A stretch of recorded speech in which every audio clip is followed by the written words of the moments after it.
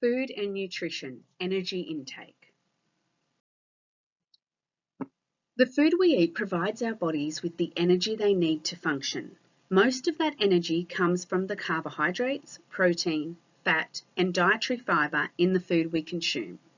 In Australia, the energy content of food and drinks is measured in kilojoules. The average amount of energy provided by these nutrients is protein 17 kilojoules per gram, fat is 38 kilojoules per gram, carbohydrate is 17 kilojoules per gram, and dietary fibre is 8 kilojoules per gram. To calculate our total energy intake from a serving of food, we take the amount of each of these nutrients and multiply each by the energy it provides and add the subtotals. Let's have a look at an example. So in the bottom right-hand corner, I have given the amounts of energy per gram of protein, fat, carbohydrate, and dietary fibre.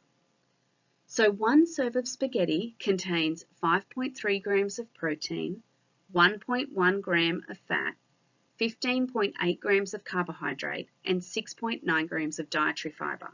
Calculate the total energy intake from eating one serve of spaghetti. So our energy intake from protein will equal 5.3 times 17. So the 5.3 comes from how many grams of protein the question told us it had, and the 17 is how many kilojoules per gram of protein. So we have 5.3 times 17, which equals 90.1 kilojoules.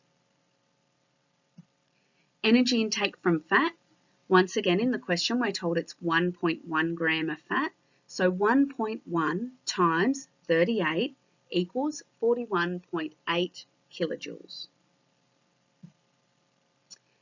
Energy intake from carbohydrates. In the question, we're told it's 15.8 grams of carbohydrates. So we have 15.8 times 17 equals 268.6 kilojoules. And lastly, energy intake from dietary fibre. In the question, we're told that there is 6.9 grams of dietary fibre.